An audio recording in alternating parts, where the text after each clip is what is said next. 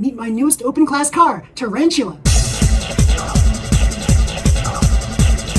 I put together this car piece by piece, step by step, with no guidance from anyone, and yeah, I've received many criticisms along the way saying, why did you do this? Why did you do that? Blah, blah, blah. So for me, it's about not copying someone's designs. It's about creating something new, something that I've never seen or done before. So for me, taking a look at the MA chassis, this is a car that I've never considered to be like something in my purview for tune class or open class or anything like that. I don't have any MA tune class cars. Yeah, I've got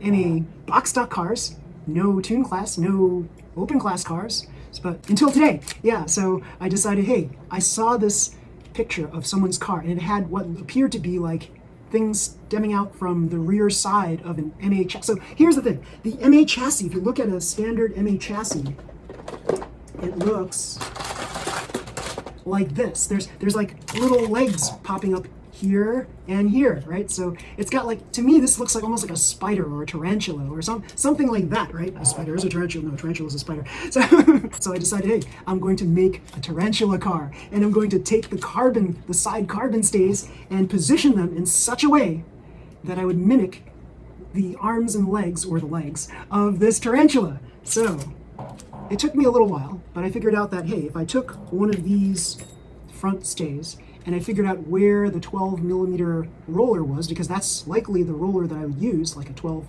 or 13 millimeter roller, I would carefully line up this front stay on top of these two carbon side stays, position them, bolt them down to here, glue where necessary, and then I'd remove this, and then I'd have basically the position of where I would want to place those 13 millimeter rollers. Very cool. And then I said to myself, okay, let's do it on the other side too. And let's also make this a flippy top. Yay! This kind of flippy damper. And so, some of you, many of you actually, have criticized my negative camber issue with my rear stays. So I came up with a solution to that. So here it is. I put these two posts right here and two rubber pipes on top, so that there's no way that this could go in a negative direction. There's no way that these rollers can aim upward. So now, yeah, it's just going to stay level, or it's going to be like this, positive camber. Yay! So yeah, pretty cool. So yeah, if I wasn't criticized again and again on it, I probably wouldn't get it through my thick head to try to do anything about it, right? Because I feel that with the designs that I've had so far, they're unorthodox. Like, they're not really used by very many other people. Like this, nobody designs cars like this. And it may be like flawed in many respects, right? But it works for me and I have fun racing it. That's all that matters to me. And this, like, nobody designs a car that looks like this. This is why I call it the jalopy car. Like, nobody's going to make a car that they would want to race that looks like this. But it's pretty cool. When it runs well, it just runs well. And I think I've weighed everything down properly so that it does run pretty well.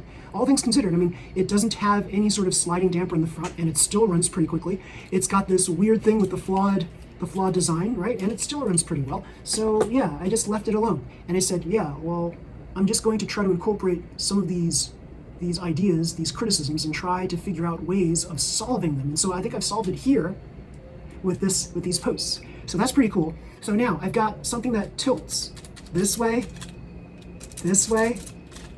and this way. Pretty cool. And the front doesn't move. I think in version 2, I'm going to try to get this front to move. If I was smart about it, I would make this kind of slide backwards, right? I've seen somebody do a slide backwards kind of thing. It may have been Yanni. Like, he's always doing such innovative stuff. So check out his webpage. It's called Keep It Level Mini 4-Wheel Drive. And yeah, it's got a lot of good stuff on it.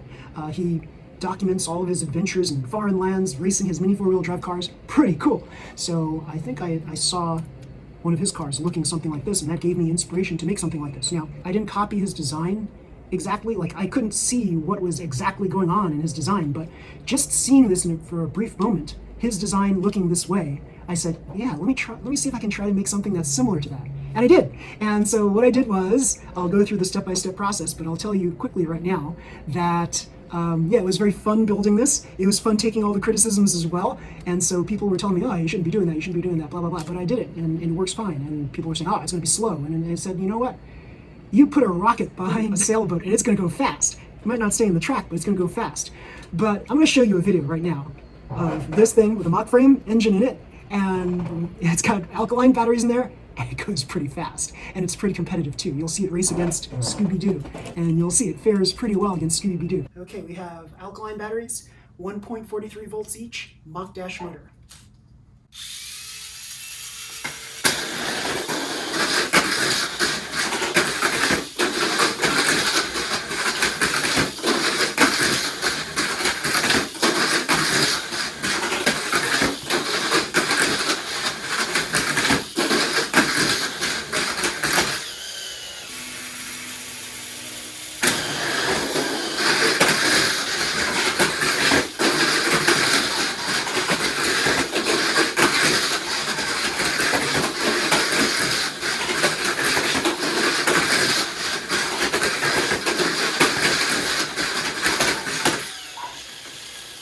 It didn't win, but it was sure fast enough.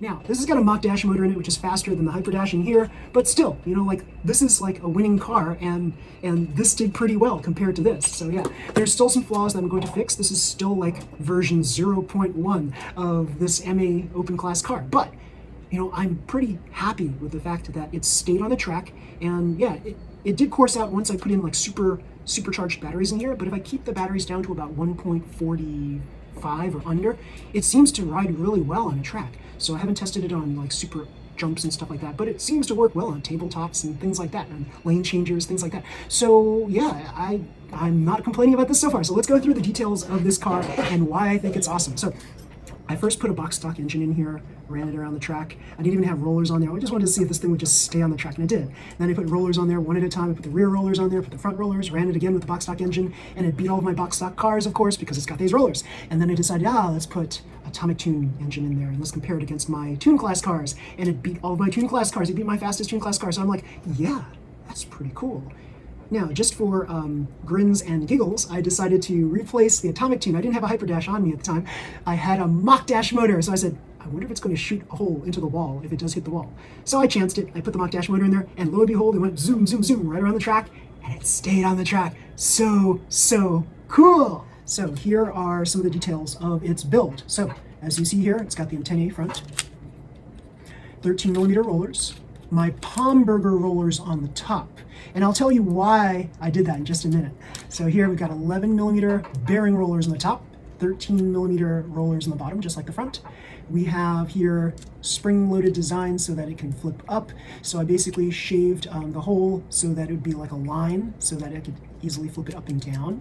Yeah, it doesn't move side by side, it just goes up and down. And part of me was like, I should rubber band this to keep this in place, right? So that it doesn't keep rocking back and forth like this. But the thing is, with the drag of the car along the road, it seems to basically just, like, it'll always be in this position when it's like riding around the track. So I'm not too concerned about it being a little rocky right here. I mean, I could put some rubber bands on here, but I think I just want to keep it like that. And I have these two, I have rubber tops on top of my weight things now. So I don't want to really use those plastic balls anymore. They look decorative and nice, but I think just these rubber pipes are good enough. And here I have my body damper made of car catcher material. Yeah, now I don't really like the color of this. I think I might change it to blue later on, or pretty soon. And I have here, yes, these double pancake weights on the sides. Yay!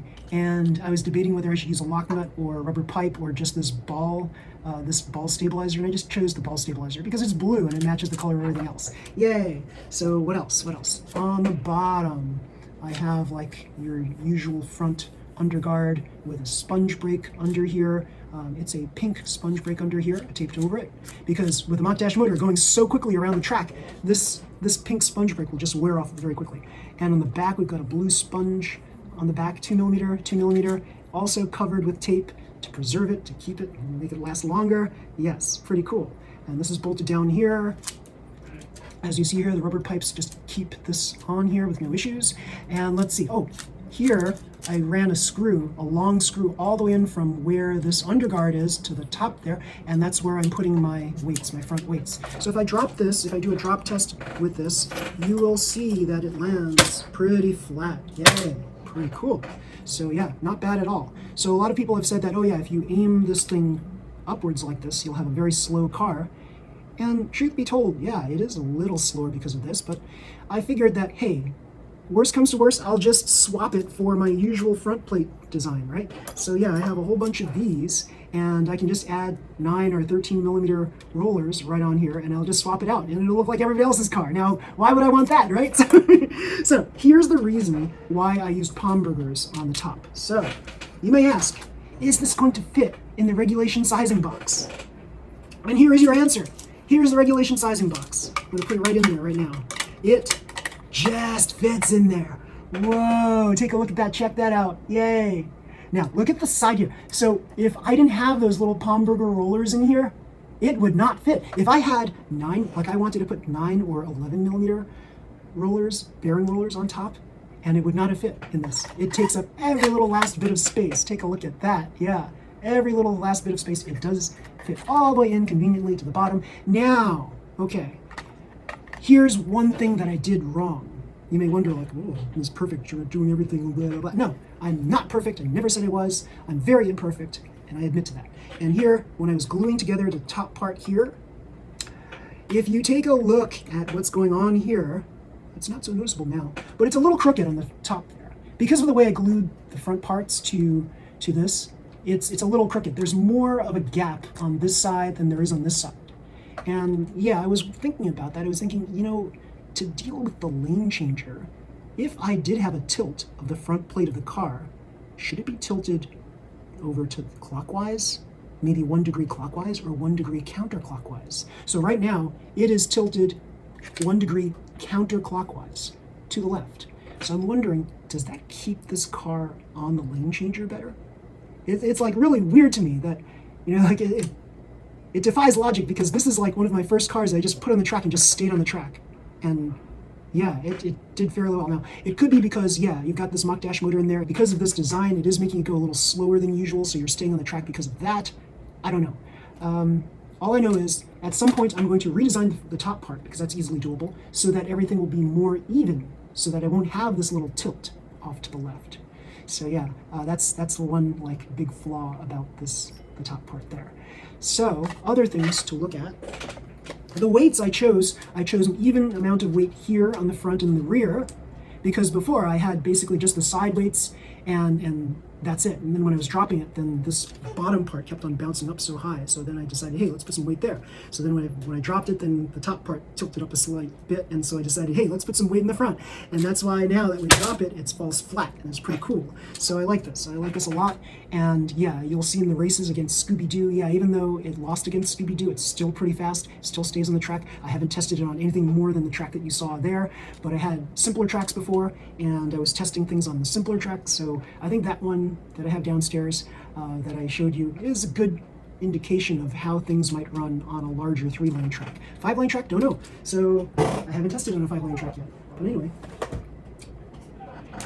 here it is on top of this thing. Now remember, we want to basically place this on a flat surface. That's the best way to judge. Okay, so here are the wheels moving. The wheels are not moving. 5-lane, this would probably like kind of get stuck and slow down on the inclines and the slopes. So here, what's happening here? Oh, the wheels still roll. So in a 3-lane, it's perfectly fine. So you can say that this is a car that's built for 3 lanes versus 5 lanes. It's longer than your average open class car, so it might fare much better on a 3-lane than a 5-lane track. So this is probably one where it would probably pause or maybe even get stuck on the bottom of the slope on a 5-lane track. However, I don't know. It's going to go at such a tremendous speed that it might just zip up the slope anyway. So yeah, but it will slow down once it hits that slope. So anyway, I think that it's a good first attempt at an MA open class car. I'm not going to say that this is like the newest thing since sliced bread. It's not, but I just like the fact that I took a design that I saw and I just tried to recreate it, and yeah, with some good results too. Oh, and one thing, if you're making your open class car, remember to shave away stuff you don't want, right? So I took off the sides, those side wings on an ME chassis. If you notice, there's these little side wings. I also carved out these holes right here so I can easily push the batteries out. Because you know, MA and MS chassis, if you didn't have that, if you don't have this space here, it's so hard to remove the batteries sometimes. It's like crazy hard. I don't know why they made it that hard. It's like, I feel that it's like a flawed design of the MA MS chassis, the fact that you can't get the batteries out very easily. So yeah. So yeah, I think this is pretty cool. And yeah, you'll see more videos on my build soon. And yeah, if you like this video, please slam the like button, subscribe to my channel. You'll see more videos just like this one. Until next time, everybody, see you. Bye.